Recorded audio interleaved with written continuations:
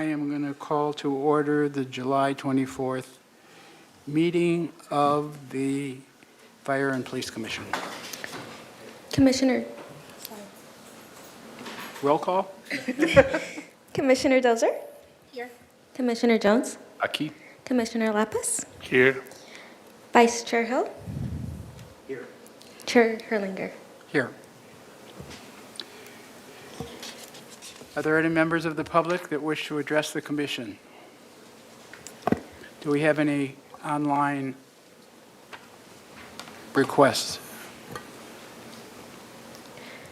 Chair Herlinger, we do not have any in-person or online public comments. Okay. Approval of the minutes from the May 22nd special meeting. Have a motion to approve? Move to approve. Seconded. Do we need a recorded vote? Okay.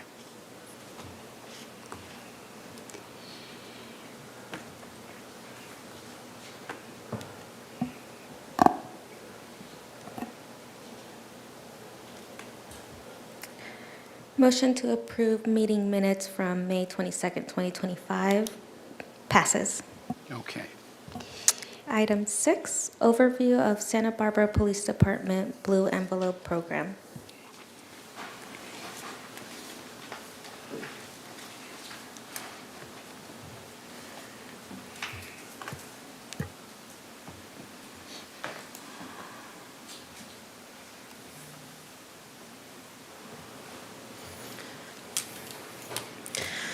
Good afternoon. Today I'll be speaking about some of our community engagement and outreach efforts for this year, as well as our Blue Envelope program. Just introduce yourself to us, Apologies. and then it'll be recorded, so. Good afternoon. My name is Samantha Costa. I am the Community Engagement Coordinator for the Santa Barbara Police Department. Thank you. Next slide, please. A little background about myself. Well, actually, I'll start with, our presentation details. I'm getting ahead of myself. I'll start with a background about myself. I'll also be including some information about our new initiatives and events that we've rolled out for this year. Also, we'll be taking a look at some of the work that's been done in previous years in 2024 and seeing how they compare to now. I also included a diagram from our mission strategies report. And finally, we'll be ending with our Blue Envelope program. Now getting into some background about myself. I grew up in Eagle Rock, Los Angeles. I moved over to Santa Barbara for school. I attended UCSB for 4 years and graduated with a bachelor's in sociology. Around that same time, I also worked as a behavior interventionist. So I worked really closely with kids with autism. During that same time, I started my career with the police department. I started off as a social media and recruitment intern. So I attended a lot of events. I took a lot of photos, helped manage our social media platforms, and attended some recruitment events as well. And I really liked the work that I did. I'm really heavy into photography and design, so I enjoyed that part of the work. But not only that, I really appreciated the atmosphere that I was met with from the police department. I felt really encouraged, really supported, and it made me want to continue putting more effort into the police department and into my community as a whole now that I was a part of it. So when this community engagement coordinator position opened up, I jumped on the opportunity, and I thought it would be the perfect way to do just that. Getting into some of the new initiatives that we've rolled out for this year. Starting off strong, one of my favorites, pancakes and car seats with a cop.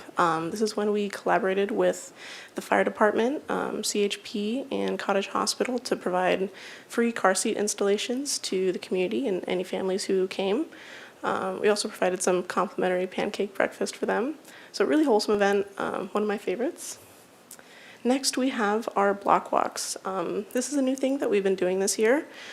Prior to every major event that we have of the month, we walk around in the community where the location where that event will be held, and we just use it as an opportunity to casually engage with the community and with the local businesses there and any organizations, and we're there to listen to any concerns or questions that they have. The next couple events are kind of a play on our traditional Coffee with a Cop events. We kind of wanted to mix it up a bit, hold it at different kinds of locations. So we've had things like cones with a cop, barbecue with a cop, and tacos with a cop. The tacos with a cop was by far the most well received, and we just wanted to broaden our reach, offer it at different times of the day. We know everyone might not be available in the morning, or they might not be coffee drinkers. So it's just a way for us to reach more people. Let's see, the next one on our list are scam safety talks. We actually had one this week, this Monday, at the YMCA. What we do for these is we visit places like the YMCA, retirement homes, retirement communities, and we bring a detective over and they speak about some of the current scams and online scams in Santa Barbara that are prevalent. And they also give advice on how to avoid them, some red flags and things like that. And every time I go, I've been to a couple or all of them, and I learn something new every time. Next one, we have our Soup Delivery Day. Also one of my favorites. We collaborated with a local nonprofit, Organic Soup Kitchen, and we helped out with their weekly soup deliveries to all their clients, which mainly consisted of cancer recovery patients. So really wholesome morning. I loved that one as well. Next one, we have our donut drop-off. This is actually a really, really good way that we engage with the youth in our community. We go to the junior high schools and local high schools and provide free donuts and hot chocolate to all of the kids before school, or before the first bell. And finally, we have our Blue Envelope program. I'll be speaking more on it a bit later, but we rolled this out in February of 2025. Looking at some comparisons from 2024 and 2025, in terms of community events, in 2024 we had a total of 23 community events, and I'm proud to say in 2025 we were able to more than triple that number for a total of 74 events. In terms of our online engagement and social media presence, in 2024, we have had 118 social media posts, and within the same time frame this year, we almost reached 150, so a total of 149. And this is a diagram from our mission strategies report. I wanted to include this to highlight that we don't just focus on one particular area of the city. We really try to reach all areas of the city and make sure everyone in Santa Barbara feels that outreach. You will notice there is a little bit of a spike in the middle, but that's just simply because that's where our station is. So we host things like community academies, station tours, and station visits. So you will see a slight uptick in there, but nonetheless, we do try to reach the whole entire Santa Barbara community. Moving on to the Blue Envelope program. Again, we launched this program in February of this year. And what this program is designed to do, it's designed to serve as an enhanced communication awareness tool that helps facilitate easier conversations between our officers and our neurodivergent community, and community members who may have challenges or barriers with communication. How it works is we provide these Blue Envelope branded products, everyday wear items that interested parties can obtain from us. And what this does, it signals to our officers that this person is a part of the Blue Envelope program and may benefit from some additional awareness or accommodations during their interaction. So this program is designed to de-escalate and facilitate those easier and more effective conversations. Again, this is the logo of our Blue Envelope program. Our officers are equipped with training to help recognize this logo, recognize the program, and further to how to support the individuals using the Blue Envelope. The Blue Envelope itself is right in the middle. We typically expect these to be used during situations like traffic stops. So you can put a lot of important information like identification, emergency contact, maybe medical information, vehicle registration, insurance, and things like that. In terms of our community outreach efforts, we really wanted to share as much as possible to the community for this really valuable resource. So we've done things like release a press release on the Blue Envelope program. We shared this on our social media platforms, and we also gave a lot of community presentations to our community partners and local organizations to help explain what the event is and who it's meant for. And in terms of our community partners themselves, we've partnered with organizations like PathPoint, Special Olympics, Momentum Inc., and Tri-County Regional Center. Prior to us launching this program, we actually sat down with them and asked them for any insight that they might have had and advice for in order to make this program as effective as possible for the people that it's meant to serve. In terms of signing up, the sign-up process is relatively straightforward. Participants can go to our website and fill out a seamless doc with as much or as little information as they like. There's no vetting process when it comes to the Blue Envelope program, so it's completely free. The only required information is a name and an address, so we know where to mail the products that they requested to. After they complete that form, we process that information and send out any of the products that they requested alongside with the Blue Envelope. And there's also an optional feature where participants can choose to opt into having their name and address linked to the Blue Envelope program. So when officers are on a call to service that might involve that name or address, our dispatchers and our officers will be notified that that person's a part of the program and might benefit from a different approach or additional awareness. And that's all I have for this presentation. We're open to any comments or questions. Do we have comments and/or questions from commissioners? Before commissioners, I just would like to add, because I want to formally introduce Samantha to everyone. So she's been our new community engagement coordinator since the beginning of the year. This is a new position for us, and it's really been about our efforts to do things a little differently and really try to improve our engagement with the community in a lot of different ways. And we've really benefited from Samantha's new ideas and really pushing us to do different things, because we're not looking for necessarily events that we always have to have, 200 people at. We're looking for those opportunities to have actual conversations. We all know that food, that's one of the best places to actually do that. So a lot of our events do in fact include food, especially you would think that, donuts are a little cliche for officers, but it's a really great icebreaker with students, and they actually really love it. And although, there have been some challenges within the community for different things that are happening, the kids have actually really advocated for us to continue to come and to be there, which we have done. So it's really been a great partnership with the schools in addition to all of the other different pieces that we've been trying in different ways and different tools that we're using to interact with the community. So I just want to highlight that and highlight Samantha's efforts. And this is a evolving and ongoing conversation and an evolving and ongoing program. Like I said, she's only been doing this since the beginning of the year, really. So. Thank you. Commissioner Dozier? Thank you. Welcome, Samantha, and thank you for the presentation. Really quick comment. A lot of students that have come to City College where I work that are dual enrollment high school students have commented on receiving donuts at high school, and they're very excited. So I think that's an awesome program, and I'm sorry if there's any difficulties dealing with individuals that are making that more difficult, but the kids themselves are very appreciative. My question on what sounds like a really cool program, the Blue Envelope program, is how is it new this year, number one, and then number two, how many people are actually responding and asking for some of the products that you can send them? I'm going to start only Okay. because this program is something that is near and dear to me.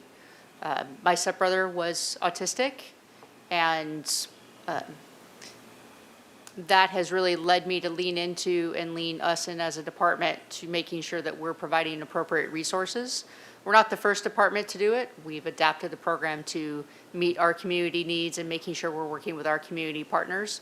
But it is something that is near and dear to me, and we hope that will continue to evolve as we move forward with the program. And Samantha can give you the numbers. So far, we've had 20 participants sign up. We expect to see more in the future. We're planning for more outreach resources so far, but so far it's 20. Okay, that's brought to mind another question. For individuals that, for instance, I take care of my developmentally disabled aunt, and I am her guardian and have power of attorney, can I sign up for her and she can have a wristband? Yes, guardians and unparents are allowed to sign up for others. Perfect, thank you. Commissioner Jones? Thank you. Thank you, Samantha, for the presentation. It's good to see you again. We met at barbecue and tacos over at Shalhoub's over on Gray. And I'm really pleased to see the increase in the community events, and I hope this is a continuing level of engagement. I feel like there's long-term benefits for that. I think as perhaps Chief Gordon was kind of alluding to. And I wonder, although we probably won't be able to, I wonder if there's any correlation, because there's another a subsequent report from the police that talks about there's a lot of decrease in certain activities in campus. So I'm wondering if there's a correlation. I'm just thinking aloud right now.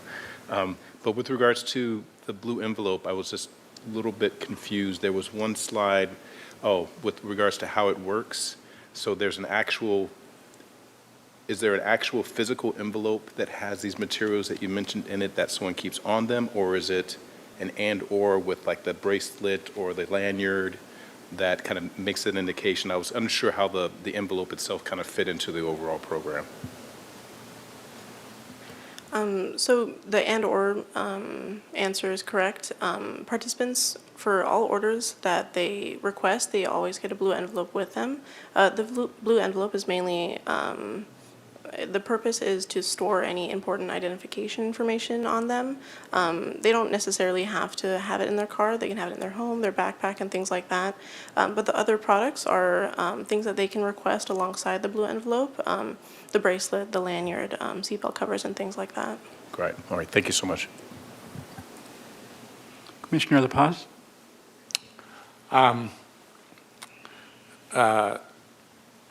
think I reflect the rest of my colleagues in commending you and the chief and the whole police department for embarking on this program and for the community outreach. And I'm really impressed with the frequency, comparing a year ago to this year, that you've managed to up the number of events, the variety of events. And so I want to commend and really applaud what you guys have done to this thing. My only small question is, I'm more out of curiosity, what's the outreach, kind of reflecting Linda's question, to the elderly community? Because they probably don't get in their cars and drive to any of the events. But at the same time, I think in some ways, in neighborhoods, they're the eyes and ears of the neighborhood. Thank you. I'm going to just answer for Samantha on this one. So we actually have wonderful relationships with a lot of our senior communities. That's why we do the scam talks. We go and actually, we've done ice cream socials and different things. So we try to go to them where, it's not just about our social media outreach and what we do on that, but we try to do some specific tailored events for them and do quite a bit of those. Like I said, we've done more than one ice cream social. We have great relationships with those centers and go spend a great deal of time there in different ways, specifically with the scam talks.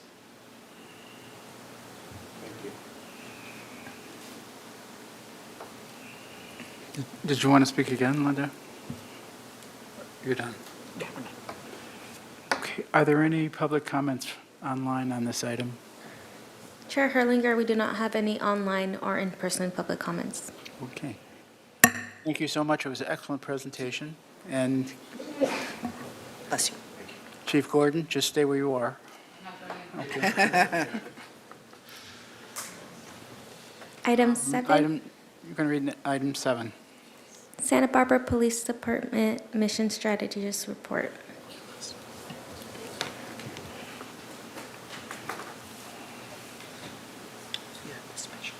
I know. It's very... Good afternoon, Commissioners. Good to see you. Charlie Katsapis, Commander with the Santa Barbara Police Department under the Community Accountability Division. Today I have the privilege to share with you this will be a mid-year report on our mission strategies. And just as a general refresher, I know we've discussed it before, but mission strategies reflect both the qualitative and quantitative measurements that we use to measure our performance within our organization. So we break our mission strategies down into 4 categories: reducing harm, relationship building, quality of life, felt presence, and service. And so I'll start with the reduced harm category in the upper left-hand quadrant there. The first 3 things I'll go over will be our percent changes in crimes reported. So we have a 2% decrease, and this will be looking at 24 to 25 comparisons for the mid-year. 2% decrease in crimes against persons, a 13% decrease in crimes against property, and a 6% decrease in crimes against society. And just as a point of reference, those 3 categories are from what's known as the NIBRS reporting system. That's National Incident-Based Reporting System that we use to report to the federal government our annual statistics on crime. The next section there, you'll see a 42% increase in DUI arrests. That's a substantial increase. Couple things to note. We have done a few things. We've increased our motor staffing in the evening. So that's an officer on the motorcycle who works now during evening hours. Typically, that was a daytime assignment. That's new. We also increased one of our proactive teams on bicycles. So there's a pair of officers that work evening hours as well when a lot of alcohol-related accidents or investigations occur. But the biggest change is we've now added a DUI enforcement-specific officer, and that's Officer Garcia.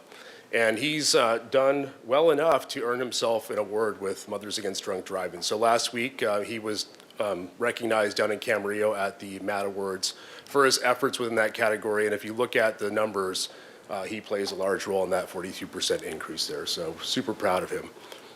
The next category would be Narcan deployments. Narcan is a drug that's used to counteract the effects of an opiate overdose.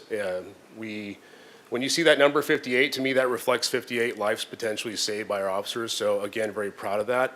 Something to note on the same lines of Narcan is that we now actually have a program within the organization where we distribute Narcan to the public at no cost within our lobby. So if someone can come into the lobby, watch a short video, and after that's done, we're able to give them Narcan through this program. So that's a new initiative, started about a month or so ago, and we're again excited about that.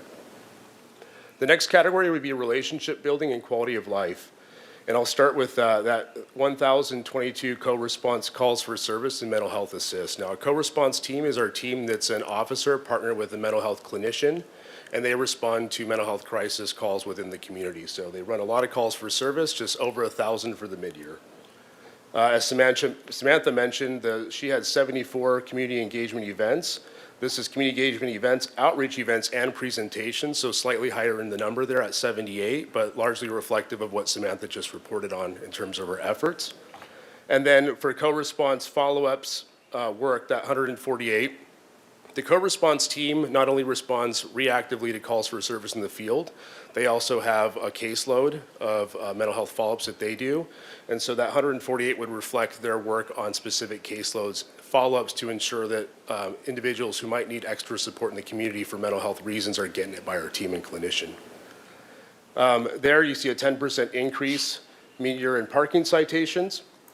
I'll then move on to the felt presence category. So bottom left, 16% increase in focused area patrols or premise checks. I think we could attribute a large percentage of that increase to some of these proactive teams that I just mentioned that we've now added to our deployment strategies. Then 1,653 VIP hours, those are volunteers in policing, those are straight volunteer hours. And the last category would be service. So the first thing I'll discuss are our response times. We have for priority 1, 2, 3, and 4.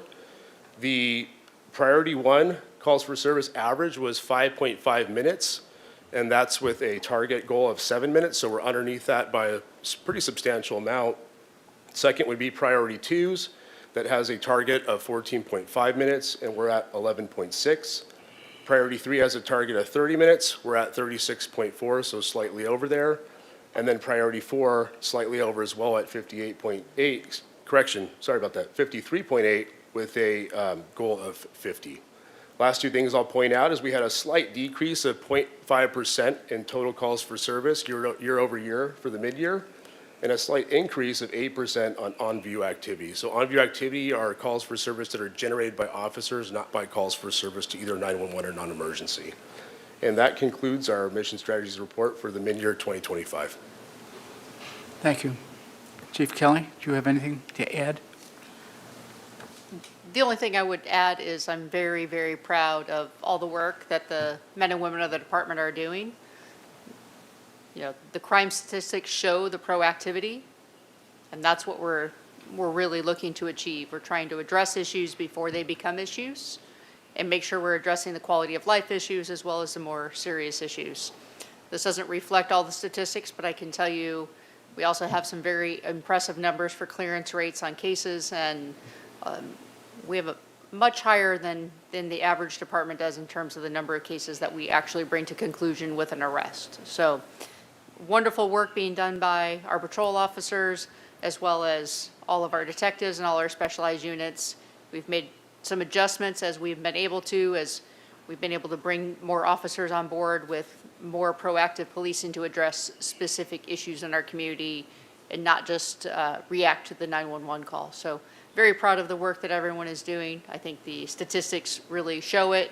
I'm very thankful for all the work of our management team as well that goes along with my crazy ideas on changes and how we adapt and improve and grow. So very appreciative to everyone and everyone's work. Comments or questions from commissioners? Commissioner Hill. Just a simple question. What are crimes against society? So crimes against society would be things that are alcohol-related, like trespassing, alcohol-related crimes, crimes that involve gambling, and crimes that involve drug use. Those are probably the biggest categories. Thank you. Commissioner Jones? Thank you. Just a quick question. Thank you for this. Quick question with regards to the Narcan deployments or the giveaways. You mentioned there was a short video that needed to be viewed before. I was wondering if you could just unpack a little bit, like what the context of it is. How long is it? Yeah, I don't know the actual length. I believe it's under 10 minutes. It's relatively short. And I think the focus is generally on the use, how to use the product, when it's effective, when it's not effective, steps to take once it's used. It's a simple instructional video just to indicate proper use of Narcan. Great, thank you. And then have you had much, has it been widely used, this Narcan distribution? I don't know it's actually know relatively the new. exact numbers on it. Chief, I don't know if you do. I know we've done at least 5 in the first 4 weeks of it being launched. Got it. Thank you. So also I think it's the Montecito Rotary Club has a program where they have an orientation and give out the products, which is also, I don't know if you're aware of it, but it's a priority of local Rotary also. I had a question about co-response, the 1,022. Can you give us a sense of the trending on that? Is that more or less? How does that compare? It's actually up because we have 2 co-response teams now. So that number is significantly up. We have 2 co-response teams, which means we have 2 officers and 2 clinicians. Means we have coverage 7 days a week typically. So that number is up significantly. Okay, how does that compare to your ideal reality My ideal reality. in terms of that program? I think that this program will continue to evolve as it goes. Now, whether, I don't know that there's an ideal. I think it's trying to meet the community with where they're at and what our current needs are. We're, trying to figure out what hours and what adjustments we can make, different things. The one thing that now that we have 2 clinicians and they're, for lack of a better term, more embedded in the department, they're going to briefing trainings, they're talking to all of our officers. I think just overall, there's a better awareness, and patrol officers will refer cases to co-response. We had an example earlier today where one of our commanders was dealing with a community issue, and it was, clear to that commander that the person was struggling and may need additional resources. Had co-response come out and talk to that individual. So it's an expanded range of services. So I couldn't give you what the ideal is, because it really is it's a moving target and a change depending on where we're at in the community and what we have available. Okay, so I'll rephrase it then. Maybe I'll say, is there an unmet need? Do you feel that there's an unmet need at this point? I actually can't answer that question because, like I said, I think the unmet need would be to, try to have clinicians here later, but the county has also shifted some things to have services later with their new mobile crisis response and their new contracts that they've been doing. So it is really too early to tell if that will bridge that gap. Okay. We see more of them during the day and early evening hours. Your stuff that happens at 2 a.m. is not something that's consistent. So in terms of having that resource here 24 hours a day, that does not make sense. So it's making sure that the county then has a service when we don't have a service, and that there's things that overlap to make sure that we meet those needs.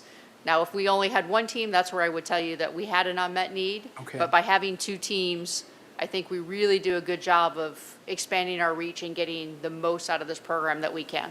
Okay, thank you. Commissioner Lopez?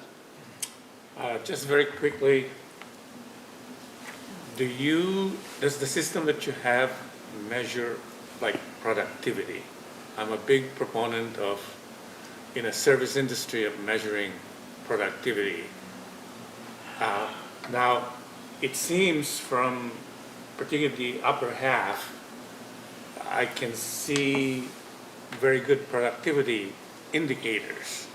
But do you measure productivity in any way? Yes. So what we ask for is, we ask for a balance of activity from our officers. We're not looking for a particular number of any one item. We're looking to see that they are engaged with their job and their community, and we can actually break these statistics down per officer. And that's what their supervisors look at, besides being out in the field on calls for service with them, but also looking at their overall productivity. There's some officers that have more of an interest in traffic and may write more traffic citations, but maybe there's other officers that, prefer to do a foot beat and get out of their car and talk to people. So there's a different balance. And with mission strategies, the whole idea is to allow officers to have different things to choose from besides just their regular calls from service, because that consumes a large amount of what they do, but in other ways. But yes, we actually track productivity by officer, and internally, all the supervisors look at that. So as they're mentoring each of their officers on their shift, same thing, even with our detectives, we look at each detective's caseload every month. So yes, we're always looking at productivity, but productivity isn't necessarily captured in a statistic of, I took this many reports, or I took this many, wrote this many citations, or I made this many arrests. It's about a balanced approach to policing. Thank you. I'm just going to ask Ms. Anderson if you just have any perspective on this, on the co-response.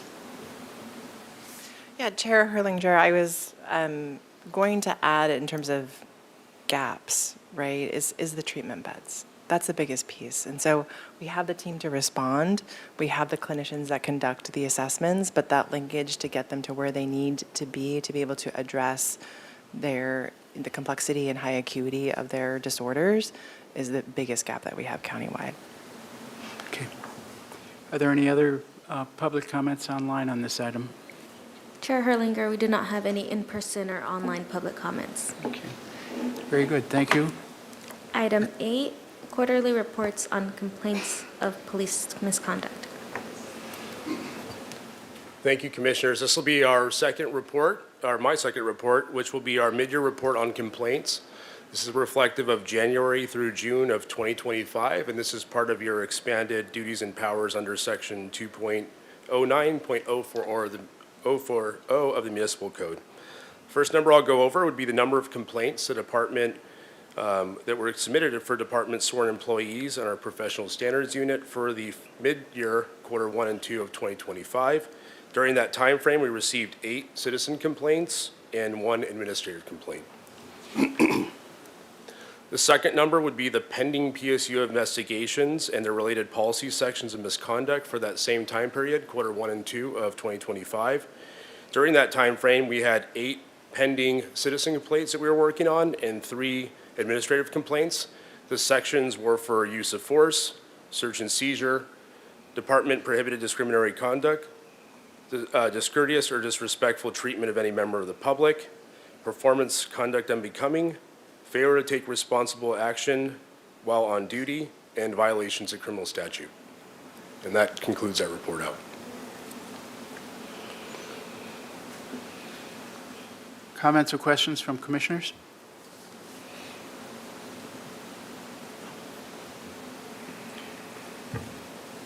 Is there any public comment online? Chair Herlinger, we do not have any online or in-person public comments. Okay, thank you so much. Next, Item 9. 9. Update on Regional Fire Communications Center.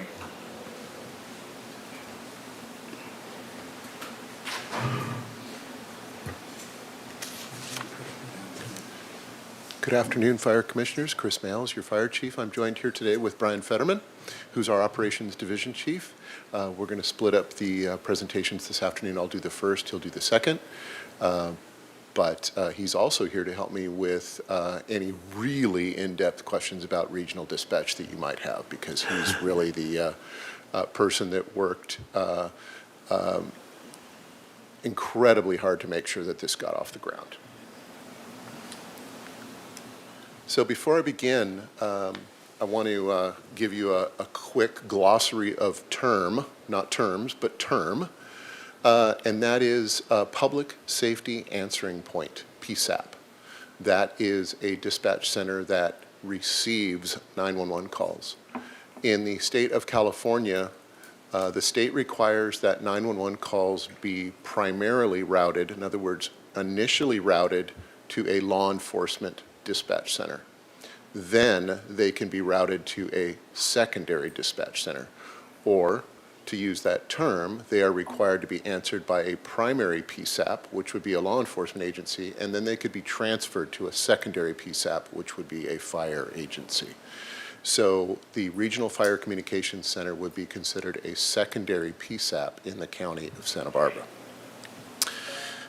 One other thing to mention is that our move to the regional dispatch, the city fire department's move to the regional dispatch, was all about increasing the efficiency of the fire service as a whole in the county of Santa Barbara. It was in no way, the police department's dispatching of us was in no way a shortcoming. We were receiving excellent dispatch services from the city of Santa Barbara, but I think moving to a regional dispatch was understood to be beneficial by all of the fire departments in the county. And so I will explain who is with the regional dispatch right now. But first, the mission statement. And this really has been the guiding document for all of the fire chiefs, all the way down to all of the firefighters in the field. It is to optimize fire, rescue, and EMS response countywide through standardized dispatch protocols, prioritization of emergencies, and deployment of the closest appropriate resources regardless of jurisdiction.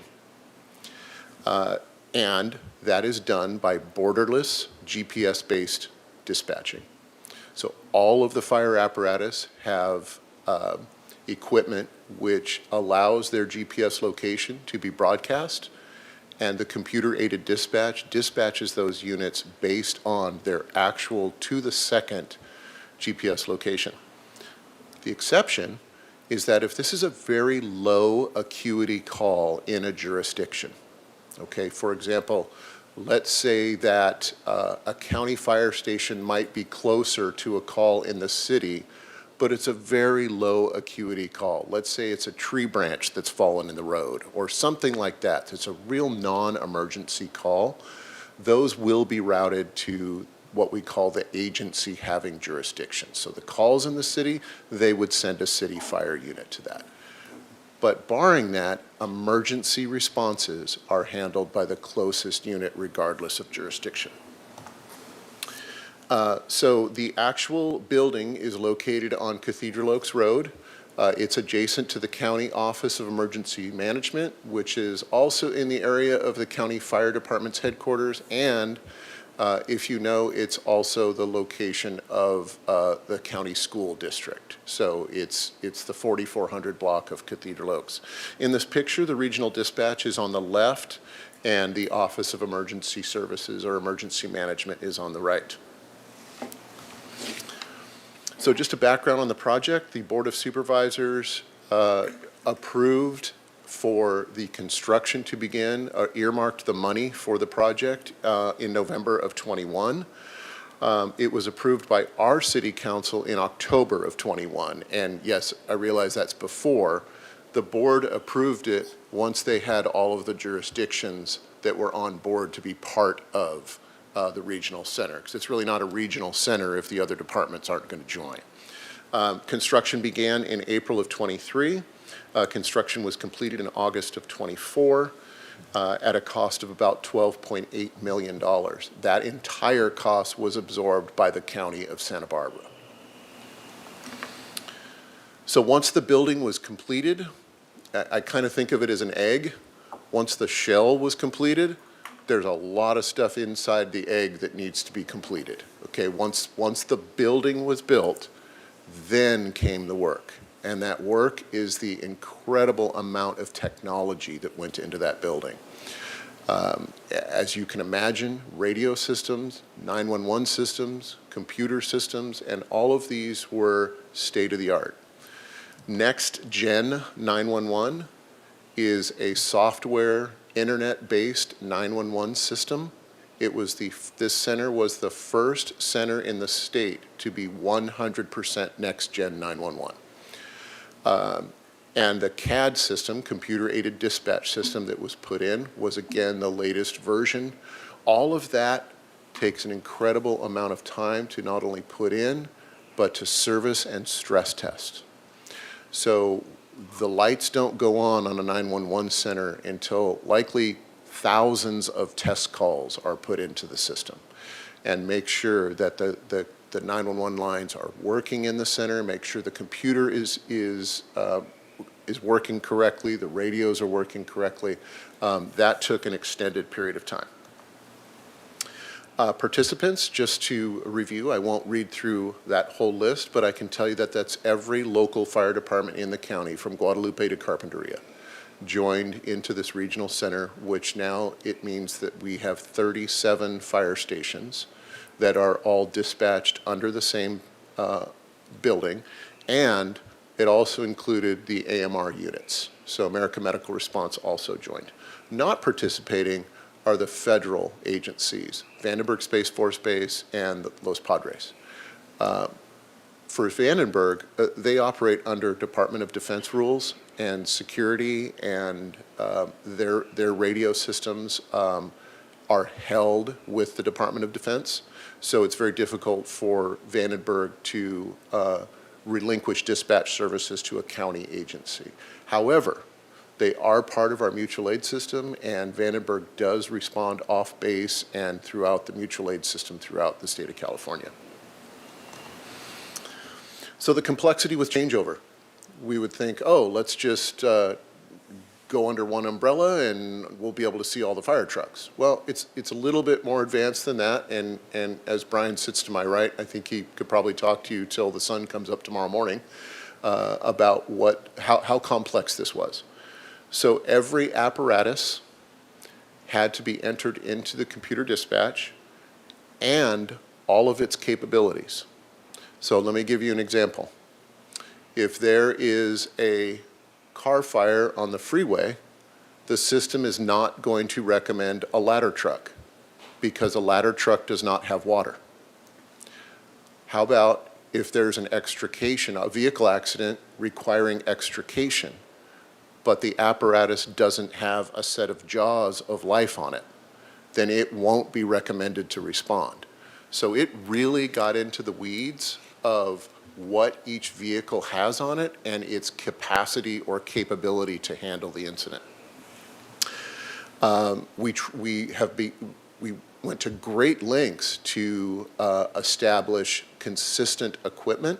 It was actually our opportunity to put additional jaws of life on apparatus so that the computer wouldn't have to look for the next available unit. So we've actually upfitted a lot of our apparatus with additional equipment. We also did computer enhancements. We made each apparatus more robust in its ability to transmit GPS location, because that is how the units are dispatched. If we dropped a GPS signal, then that unit would not be recommended for anything. So that GPS signal has to be up 24 hours a day. Across the county, we had to come up with common response plans. That means, what is Santa Barbara sending to a traffic accident? It needs to be the same that Santa Maria is sending to a traffic accident, that Lompoc does. Structure fire responses. We settled, in the city of Santa Barbara, we used to send 3 engines, 1 ladder truck, and a battalion chief. Now the structure response across the county is 4 engines, 1 ladder truck, and 2 battalion chiefs.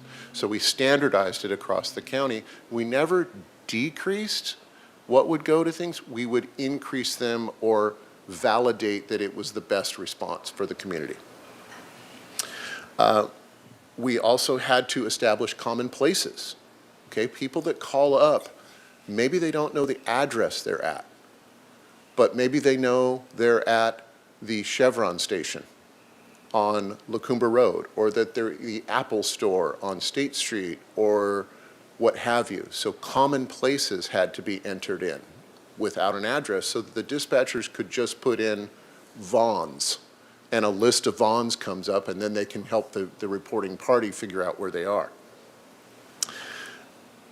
Specific address information, Knox boxes, which are the boxes on the walls of building that we have a special key to that we can get into and get occupancy information. We get keys to the building, things like that. That had to be entered into CAD.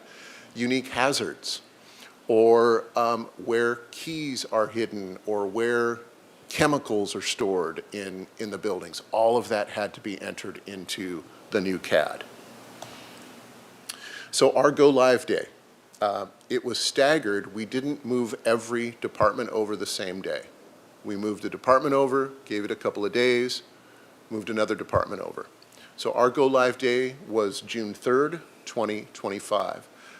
That day became very complex in a sense that it's not just our folks turning radio frequencies, because we all have new radio frequencies. We had to have our radios all reprogrammed.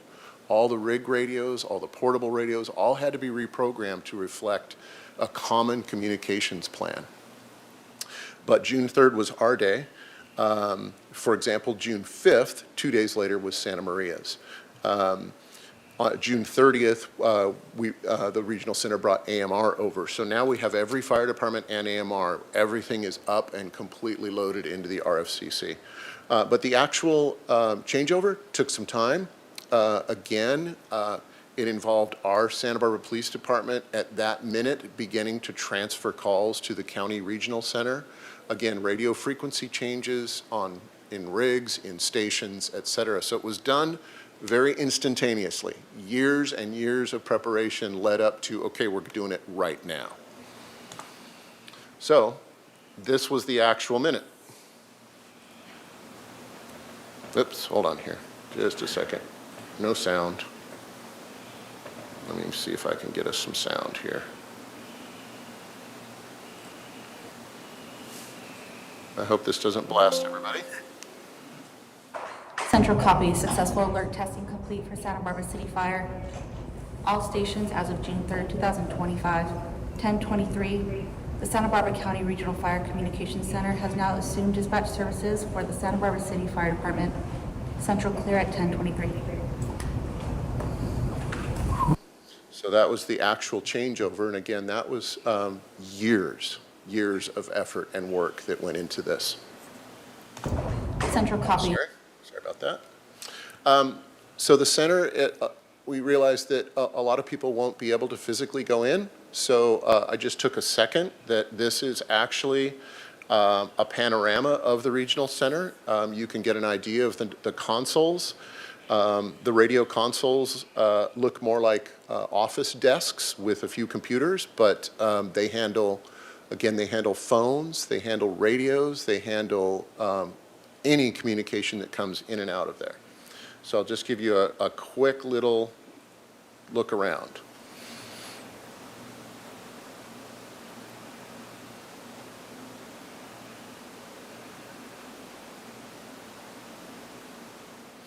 So that was one of our go live days. And, oops, I'm sorry. Apologize for that. Let me just go forward. Didn't mean to do that.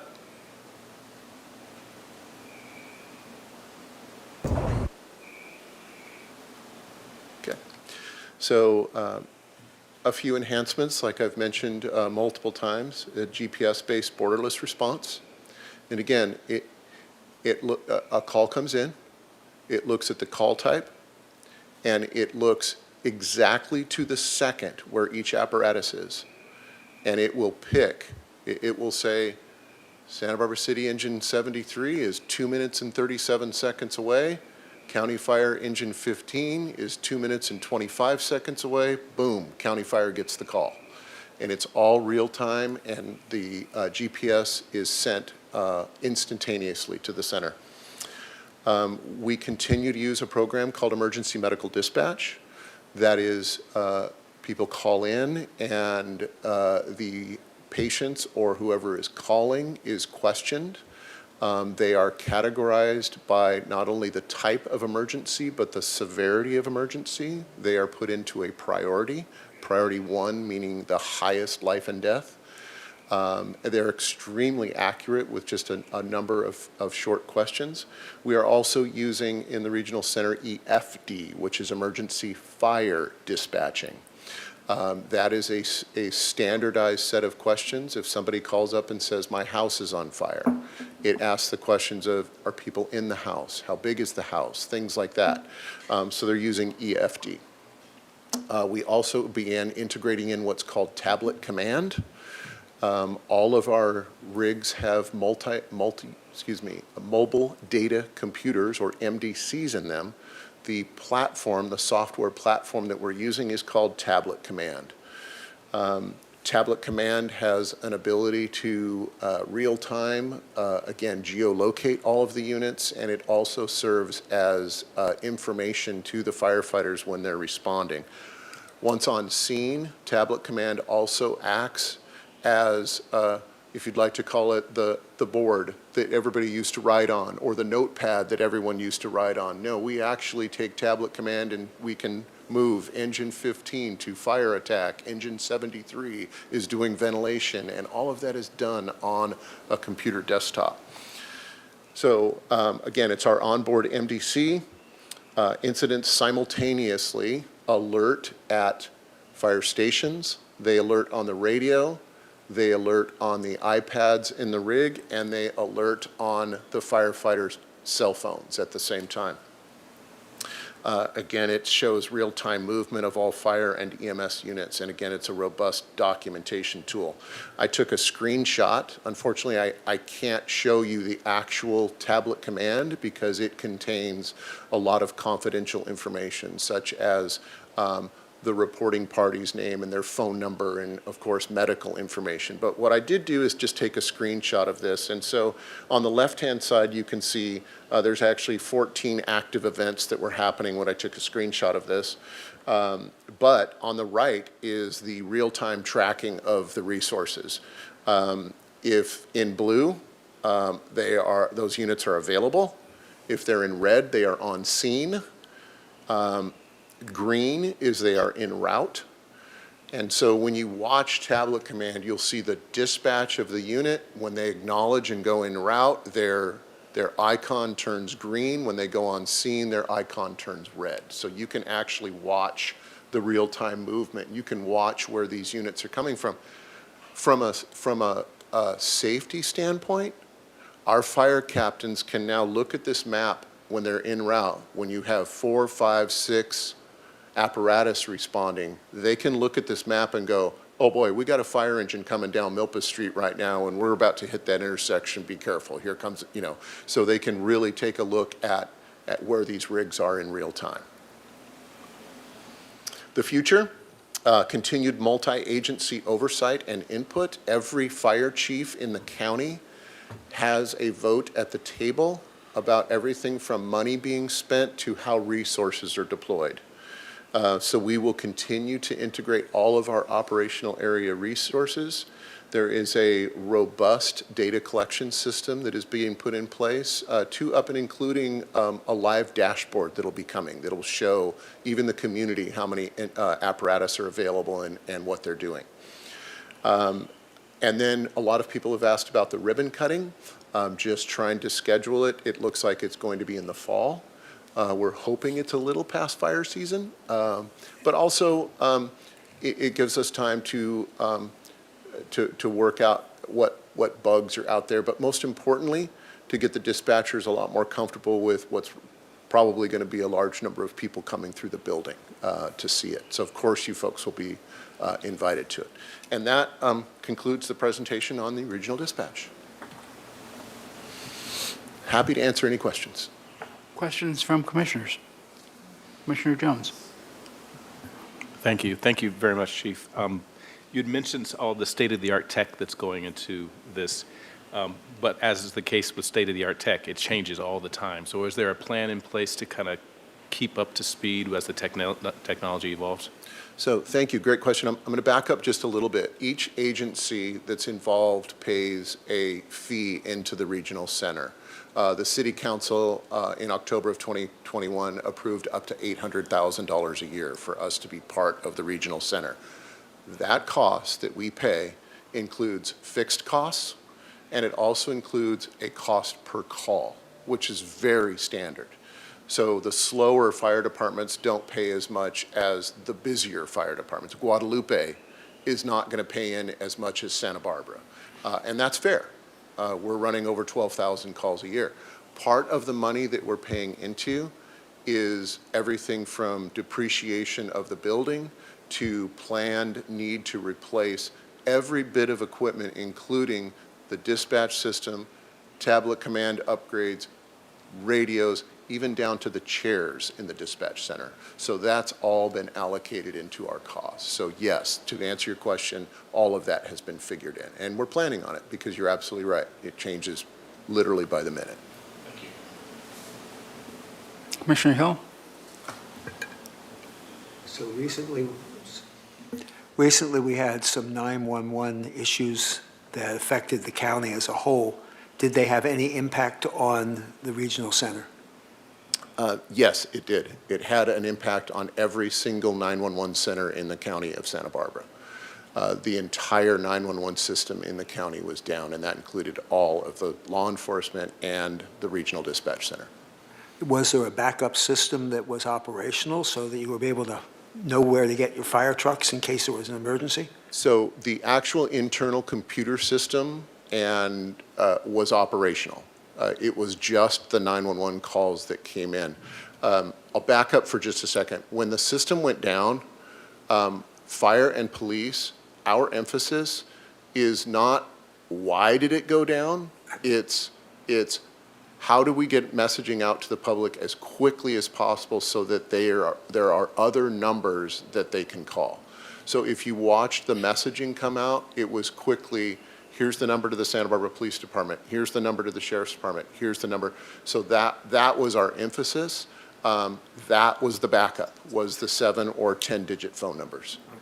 So I'm a little, if I understood correctly, the air traffic control was also limited in its functions as a result of this outage. Were there operational components of the system, as opposed to the communications with the system, that were impacted? In other words, your ability to communicate with various pieces of apparatus or track the activities of the apparatus? So there were no impacts to us tracking the apparatus, our ability to communicate with apparatus, our ability to dispatch apparatus. During the outage, I went on to tablet command that I showed you, and all the calls were there, and all the dispatch times were being recorded. So it was just the 911 system into the centers, but the centers were functioning properly. Okay, thank you. That's heartening. Thank you. Commissioner La Paz. Just a quick question. Does the new regional center also have a power backup? Thank you for that question. Yes, they do. They have multiple redundancies built in, and that includes a very large generator that has an automatic transfer switch. As soon as it detects not just a power failure, but a drop in power, it triggers the generator to come on. It also has solar power, and I'm not familiar with exactly how it switches over, but I can tell you that there's redundancies in place. The lights don't go out. Commissioner Jones? Thank you. Speaking of redundancies, is there a plan in place or discussions in place to ensure that there are redundancies so that we don't have another disruption in 9/11? Yes, there are. Okay, I want to be clear on one thing. I'm in Santa Barbara, and I call 911. Is it going to the police first and then to you, or then to the center? Yes, it's going to go to the Santa Barbara Police Department. And again, that's by state law. Okay. The police department can do one of several things. They can keep the call and interrogate the call. For example, if it's a law enforcement incident, super clear. If it's a medical emergency, somebody with chest pain or shortness of breath, they can transfer the call. They can also transfer the call and stay on the line and listen. So in other words, they can monitor, and also the two centers communicate with, hey, yes, I'm going to actually send a police unit to this call. The primary dispatch function is law enforcement. In other words, law enforcement is above fire and EMS. So law enforcement will make the determination. Another example might be, hey, there's a traffic accident and there's some complexity involving the traffic accident. They may not transfer that call to the regional center at all. They may hold that call and interrogate the call. And then they'll just call and say, hey, we're on the line with this type of call. We need fire to respond. Okay. So that's all in policy and how it works, and the dispatchers are really well versed in what gets transferred and how it gets transferred. Okay. We sometimes call that a warm handover. Yep, like you say. perfect. Yep, that's great. Okay. Any other online? Chair Herlinger, we do not have any in-person or online public comments. Okay. All right, we'll continue with the report. Item 10, Santa Barbara Fire Department Incident Reporting Data. Fellow Commissioners, good evening. Brian Fetterman, Operations Division Chief from the Fire Department. Just a couple quick slides going over our incident reports, and they're going to be covering both Q1 and Q2 of 2025, so 6 months in total. So again, our incidents from January to March for the fire department, 2,956 calls in total, just emergency response components or service calls, not other activity. Again, like we presented before, very consistent patterns for the department and for the community. When we look at the percent columns, there may be some slight fluctuations, 0.5% here or 1% here, but very consistent throughout the community. So in Q1 for our fires that we had was 67, 2,123 rescue and EMS calls, 130 hazardous conditions, 58 service calls, 444 good intent calls, and 134 false alarms, for a total of 2,956 for Q1. For Q2, April to June, again, if you look over at the right-hand column in percentages, very close, and a total for 2821. So a little bit down in the fires, but then we picked back up again for the rest of the calls. Between 68 and 72% we tend to see for the EMS, which is largely the service that we provide to the community. And then the next slides would be our turnout and travel time. So these are the metrics that we track. So once dispatch notifies the unit, as the chief mentioned, now in the current system is through tablet command, our phone, station alerting, or on the radio. How long does it take for the firefighter to get in the appropriate equipment and then go en route or responding on the apparatus? So broken down by our 3 platoons, A shift, B shift, and C shift, and our average turnout times in seconds. A little bit slower for B shift, so we're going to have to drill down in to see why that is, and there's a lot of variables that could be, and one thing I'll talk about is the training here in a little bit, and so it depends, where was the crew at the time of the call, how long did it take them to get to the apparatus, or were there more complex calls, and so they had to change into different gear before they went responding, so there's a lot of variables that could lead to that. And then the travel time to the incident specific into the community, which is within the 4-minute range, which is very consistent. It's a pattern that we see, which is a really good travel time, which shows that the disbursement of our resources is pretty good for the community. And then in Q2, we see that B shift's times went down, so that's good. We like to have a little competition in the station. It's good and healthy, so these are good things to look at. And so overall, we see a drop in Q2 for all turnout times across the board. But again, the travel time is pretty consistent, which we always want to encourage. There's no competition in the travel time. We do not encourage driving any faster. We do need to be safe when we respond to the community in a 40,000-pound vehicle. So just our performance and our output. So that's it. Those are good numbers to see. And then the last one would just be our training hours as a department in Q1 and Q2. These are the training hours that are logged by the personnel. So the required trainings that are supposed to be put in for our state reporting, and wouldn't necessarily capture a lot of the impromptu trainings that may happen or the mentoring and coaching that takes place. But above 4,000 hours, we've been a really busy department, especially in Q2, where we onboarded and continue to work with our new firefighters, as well as prepared a lot of personnel for promotional processes. So a lot of activity, and it's really good to see high training hours for our organization. Everybody's really leaning into honing their skills, but also growing their positions and in their leadership roles. That is all I have, and if you have any questions, we are available. Okay, questions from commissioners?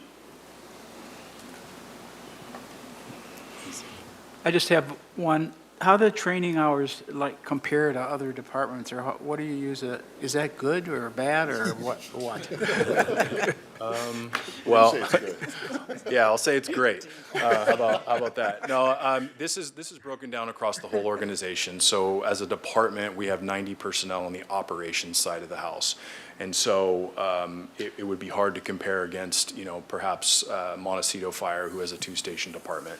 So this is an aggregate of all 90 personnel within the operations division that are logging all their training hours. So, if I break it down by number of FTEs, firefighters in the department, we're pushing over 100+ hours of logged training in a month for each one of the firefighters, which is pretty good. And again, this isn't everything that they're doing. I mean, there's a lot of training that takes place that's not really tracked. It's not state mandated training of any kind or emergency medical training that's required by the state as well. It's hey, let's go look at this building while we're out walking in the community and let's see if there's a way we can go about it if we had a hazard here. And those aren't things that we typically track. So I know the hours are higher, but from a state reporting side, this is where we're at. Thank you. Yeah. Any online? Chair Herlinger, we do not have any in-person or online public comments. Okay, thank you. Excellent report. Thank you. So the next item is commission and staff communication. So we can ask Ms. Anderson to talk a little bit about the next few activities that we've got planned for the commission. Yeah, Chair Herlinger, so our August meeting will go according to schedule, so it's always the 4th Thursday of the month. For the month of September, we're actually going to be focusing on one of the Commission's annual work plan goals, which is to go deeper into understanding when we receive a complaint of police misconduct and the investigatory process. So we'll actually be canceling our regular scheduled meeting for September on the 4th Thursday of the month. And moving forward, we'll be back on track in terms of our regular schedule, and then we just have the December meeting that's off for the holiday. Any questions or comments?